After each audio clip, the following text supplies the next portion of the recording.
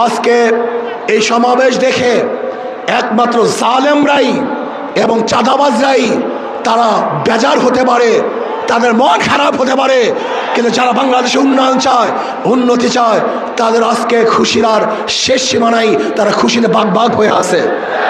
আজকের এই বিভাগীয় সমাবেশে এখন বক্তব্য রাখবেন 24 জুলাই অভ্যুত্থানের অন্যতম রূপকার ইসলামী আন্দোলন বাংলাদেশের সংগ্রামী সিনিয়র নায়েবে আমির আলহাজ হযরত মাওলানা মুফতি সৈয়দ মোহাম্মদ ফয়জুল করিম শেখ চরমনাই।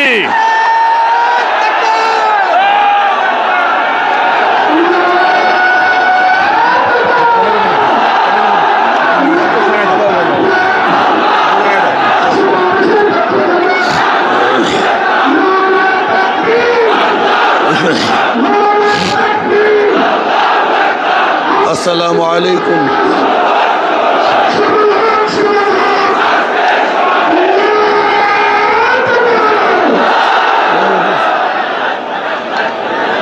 আসসালামু আলাইকুম ওয়া রাহমাতুল্লাহি ওয়া বারাকাতুহু। নাহমাদু ওয়া নুসাল্লি আলা রাসূলিহিল কারীম, আম্মা বাদ। ফাআউযু বিল্লাহি মিনাশ শাইতানির রাজীম। বিসমিল্লাহির রহমানির রহিম। ولا تهنوا ولا تحزنوا وأنتم الأعلون إن كنتم مؤمنين صدق الله العلي العظيم। সবাই পড়ি সাল্লাল্লাহু আলাইহি ওয়াসাল্লাম। 8 দলীয় কর্তৃক আয়োজিত আজকে বরিশালের ইতিহাসে সর্ববৃহত্তম এই জনসভার সম্মানিত সভাপতি, প্রধান অতিথি, নেতৃবৃন্দ, সকল স্তরের ইসলাম প্রিয় দেশপ্রেমিক ভাইয়েরা আমার, আজকে সমাবেশ প্রমাণ করেছে আগামী সংসদ হবে ইসলামের সংসদ। আজকে সমাবেশ প্রমাণ করেছে বিগত দিনের যত বন্দোবস্ত ছিল সব মানুষ ভুলে গিয়ে নতুন এক সমাজের অপেক্ষায় আছে। সেই সমাজ হবে ইসলামের সমাজ।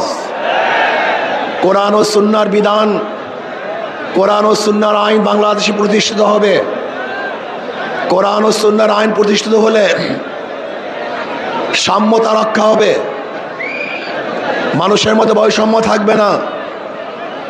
বাংলাদেশের একজন মানুষও ক্ষুধার্তহীন থাকবে না, বাংলাদেশের মানুষ বস্ত্রহীন থাকবে না, আমার বাংলাদেশের কোনো মানুষ গৃহহীন থাকবে না। যদি ইসলামী হুকুমত হয়, বাংলাদেশের একজন মানুষও চিকিৎসাবিহীন মারা যাবে না ইনশাআল্লাহ। যদি ইসলামী হুকুমত হয়, তাহলে বাংলাদেশের মানুষগুলি শৌখিন করে বাঁচতে পারবে। এই ভূখণ্ডের দিকে কেউ আঙ্গুল তুলে তাকাতে পারবে না। যদি ইসলামী হুকুমত হয়, বাংলাদেশের একটা টাকা বিদেশে পাচার হবে না। যদি ইসলামী হুকুমত হয়, কোনো জালেম বাংলাদেশে জুলুম করতে পারবে না। যদি ইসলামী হুকুমত হয়, বাংলাদেশের খেটে খাওয়া মানুষগুলি, যারা শ্রমিক, তাঁতি, জেলে, কামার, ঋষি, মজদুর, শ্রমিক, প্রত্যেকটা শ্রমিকের ন্যায্য অধিকার প্রদান করা হবে। আমার মা বোনদের ইজ্জত আবরুকে রক্ষা করা হবে। বাংলাদেশের অন্যায় করে বিচার হবে না। সমস্ত বিচারালয়গুলি স্বাধীনভাবে বিচার করবে। বাংলাদেশে কেউ খাবে কেউ খাবে না, তা হবে না, তা হবে না।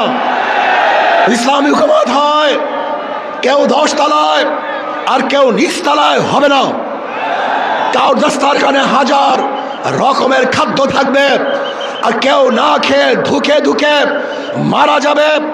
এক মুঠা খাদ্যের জন্য ওই ডাস্টবিনে কাক কুকুরের সাথে লড়াই করবে। এই দৃশ্য বাংলাদেশের মানুষের দেখবে না ইনশাআল্লাহ। ইসলামী হুকুমত হয়, আজকে ক্ষুধার তাড়নায় তার বাচ্চাদেরকে মা এবং বাবা বিক্রি করবে না।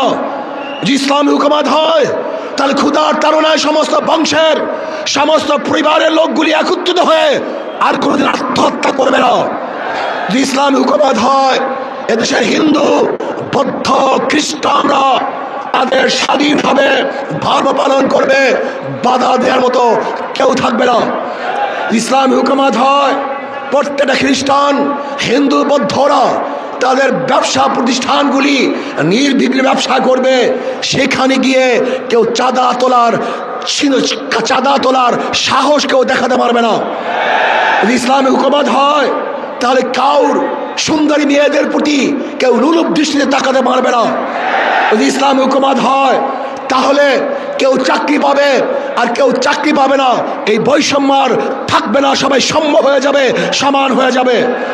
যদি ইসলামী হুকুমত হয়, কে আওয়ামী লীগ, কে বিএনপি, কে জাতীয় পার্টি, কেউ জাসদ, কে বাসদ দেখার করে বিষয় নয়। যারা অন্যায় করবে না, তারা বাংলাদেশের প্রত্যেকটা জায়গায় নির্বিঘ্নে হাঁটতে পারবে, বুক উঁচা করে হাঁটতে পারবে। আর যারা দোষী আমার দলের হলেও তাকে জেলখানায় ধুকে মরতে হবে।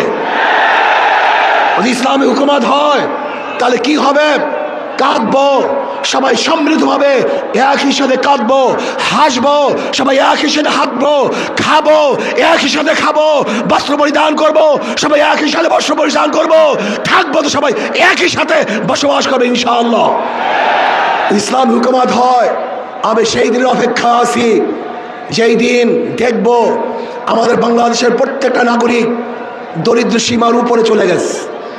আমার বাংলাদেশের একজন মানুষও ক্ষুধার্ত নাই, বস্ত্রহীন নাই, চিকিৎসাহীন কেউ ধুকে ধুকে মরবে না। বাংলাদেশের গরিব সন্তানগুলি যারা মেধাবী, উচ্চ শিক্ষার জন্য তাদের আর চিন্তা করতে হবে না, সরকারি খরচে সর্বোচ্চ শিক্ষা দেওয়ার ব্যবস্থা সরকার করবে ইনশাআল্লাহ। আমরা কি দেখতে চাই? এমন এক সমাজ দেখতে চাই যে সমাজের মধ্যে থাকবে সাম্য, মানবিক মর্যাদা, সামাজিক ন্যায় বিচার। আজকে বাংলাদেশের বিচার ব্যবস্থা বলতে কিচ্ছু নাই। আপনারা দেখেছেন আমাদের দেশের ল, আমাদের দেশের আইন, কেউ যদি আসামি হয় এবং সাজাপ্রাপ্ত হয়, তাকে কোর্টে হাজির হয়ে তারপরে জামিন মঞ্জুর করাতে হয়। কিন্তু আমরা কি দেখেছি, বিদেশে থাকা অবস্থায়ও কোর্ট তাকে জামিন দিয়ে দিয়েছে। এরকম আইন বাংলাদেশের আছে বলে আমার জানা নেই। তার মানে বিচার বলতে আমাদের বাংলাদেশে কিছুই নেই। আজকে এই সমাবেশ দেখে একমাত্র জালেমরাই এবং চাঁদাবাজরাই তারা বেজার হতে পারে, তাদের মন খারাপ হতে পারে, কিন্তু যারা বাংলাদেশে উন্নয়ন চায়, উন্নতি চায়, তাদের আজকে খুশির আর শেষ সীমা নাই, তারা খুশিতে বাগ হয়ে আছে। আসুন আমরা যে ইসলামী দল করি, ইসলামী সংগঠন করি, মিথ্যা বলবো না, ধোঁকাবাজি করব না। আমাদের চরিত্র আখলাককে মজবুত করতে হবে। নবী আলাইহিসসালাতু ওয়াসসালামের ব্যাপারে আল্লাহ পাক বলেছেন, ইন্নাকা লাআলা খুলুকিন আযীম। অথচ আমরা ইসলামী সংগঠন করি, আমরা মিথ্যা আশ্রয় নেই, ধোঁকাবাজি করি। এটা ইসলামী সংগঠনের কোনো সদস্যের চরিত্র হতে পারে না। যা বলবো স্পষ্ট বলবো, যা কিছু করবে স্পষ্ট বলবো, কোনো অবস্থায় মিথ্যা বলবো না। যদি আমরাও মিথ্যা বলি, তাহলে আমাদের উপরে মানুষ আস্থা হারিয়ে ফেলবে, আমাদের কথাও মানুষ বিশ্বাস করবে না। আসুন আগামী নির্বাচনে ঐক্যবদ্ধভাবে নির্বাচন করবে ইনশাআল্লাহ। আমি আগেই বলে দিয়েছিলাম, যদি আমরা মুনাফিকি না করি, আমাদের কলিজা, আমাদের কলব যদি ঠিক থাকে, আগামী ইসলাম হুকুমত হবেই হবে ইনশাআল্লাহ। লিখে রাখতে পারেন আগামী সংসদ হবে ইসলামের সংসদ, আগামী সংসদ হবে কোরআন ও সুন্নাহর সংসদ। আল্লাহ আমাকে এবং আমাদের সবাইকে একই সাথে এক ও ন্যাক হয়ে ইসলাম হুকুমত কায়েম করার জন্য আল্লাহ পাক আমাকেও চেষ্টা করার তৌফিক দান করুন, আমাদের সবাইকে কবুল করে নেন। আমা আলাইনা ইল্লাল বালাগ। আসসালামু আলাইকুম ওয়া রাহমাতুল্লাহি ওয়া বারাকাতুহু।